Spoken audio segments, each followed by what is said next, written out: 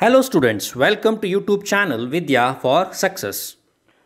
Dear students, in this video, let us study the concept destructor. So what is a destructor? As you know, we will be using the concept of constructor to allocate memory for a particular object and also to initialize the data members of an object. In the same way, once all the procedure or all the instructions are executed of a particular program, then we need to give back the memory to the computer, I mean to say to the computer or compiler back. Nothing but we need to deallocate the memory. So this deallocation of memory needs to be done automatically. That can be done with the help of a special member function. That special member function is called as destructor. So what is a destructor? A destructor is a special member function that is executed when an object of a class is destroyed. So this is the actual nature or work of a destructor, and it is exactly opposite of a constructor. And here, using the destructor, dynamically we will be deallocating the memory, and we will be deallocating and giving back the memory to the compiler. So the primary need of the destructor function is to release the space of the heap. So there will, in memory storage, there will be an area called as heap area. From this heap area, again allocation will be done using constructor for a particular program, for an object, and using destructor, again the memory will be released back to the heap. Okay, so a destruction function may be invoked explicitly as well, but usually the destructor function will be implicitly executed. Okay, so this is what a destructor is referred as. So destructor, mainly it is used to destroy, or it is used to deallocate the memory. What are the different properties and how to use them in our class? So just like as we have used a constructor, the same way we will be using a destructor. We have to follow certain properties. So the first property is it should have public access in the class declaration. That is nothing but in case if you are using destructor, the destructor can be declared and can also be defined within the public access specifier. Reason is the destructor will be called automatically. No one is going to explicitly call it. It will be initiated, it will be invoked automatically. If it needs to work automatically, then it has to be kept in public access specifier. The second property is the destructor must have the same name as the class, but there is only one change. It will be preceded by a tilde symbol. So just like the constructor will be having the same name, same story goes with destructor as well. Destructor will carry the same name as the class name, but there will be an added symbol in the prefix. So we will be starting with a tilde symbol. So the tilde symbol, by going through the tilde symbol, the compiler can differentiate whether it is a constructor or destructor. The third property is the destructor cannot have arguments, therefore cannot be overloaded.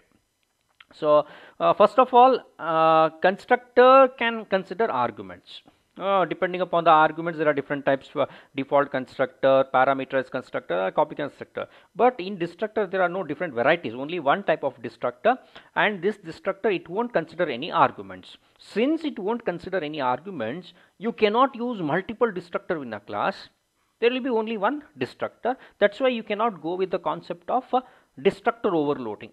Okay, no such function of destructor overload exists. Okay, so you cannot overload destructor multiple times. Next property is the destructor has no return type. So the same concept which is there for constructor, here also for destructor will not be having any return type.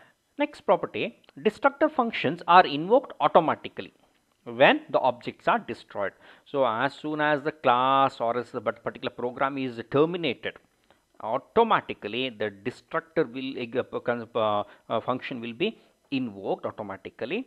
And in case if there are any statements, if there are any tasks to be carried out, that will be taken up. Next, there can be only one destructor for a class. So in a class, we can have any number of constructor.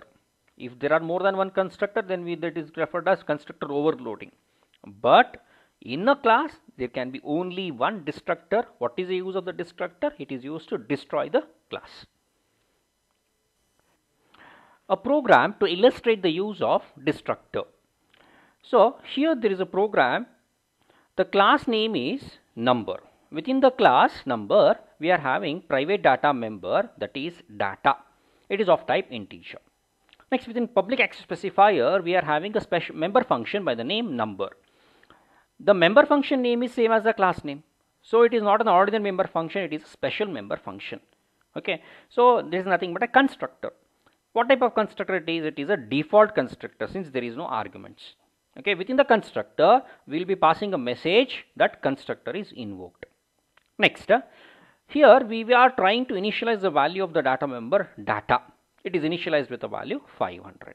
Okay, so we are initializing the value of the data member data, and along with that we are passing a message that constructor is invoked. So as soon as an object is created, this message as well as the value for the data member will be initialized. Next, followed by this, another member function is there. Its name is also same as the class name, but there is a prefixed symbol added to it, that is a tilde symbol. So tilde symbol identifies that this is not a constructor. On the other hand, it is a destructor. So as soon as a class or an object is destroyed, the destructor will be called, invoked. Okay, so within the destructor we are having a message destructor. Okay, just destructor message is there. Okay, as soon as object is destroyed, this message will be displayed on the console. Next, first, within the class we are having one more member function by the name display data. Via this member function we are trying to display the value of the data member data. Okay, cout data is data. Later we are terminating the class. Next, within the main function, the first instruction is for the class number we are creating an object n. As soon as you create an object, constructor will be invoked. Using constructor, what will be done? We will be passing the message constructor invoked. Followed by that, the data member data will be initialized with 500. Okay, so that much work will be done as soon as object is created. Later on, the using object we are calling the display data function, via which we will be displaying what is the value of the data member data. Okay, later on we are terminating the main function. As soon as the main function is terminated, the object will be destroyed. As soon as object is destroyed, memory will be deallocated and the memory will be released back to the heap. Okay, and in the destructor we have kept a message saying destructor. So when you execute this program, you will be getting following output. First output will be, as soon as object is created, a message will be like this, constructor invoked. Followed by that, the data member data will be initialized with the value 500. Later on, the second step, we will be calling the display data function, which will display the data value. Data is 500. As soon as you terminate the main function, class will be destroyed. Object will also be deallocated. As soon as object is deallocated, the destructor function will be called automatically. So we will be displaying the message destructor. Okay, so this is how a destructor is used in our program to deallocate memory. Thank you.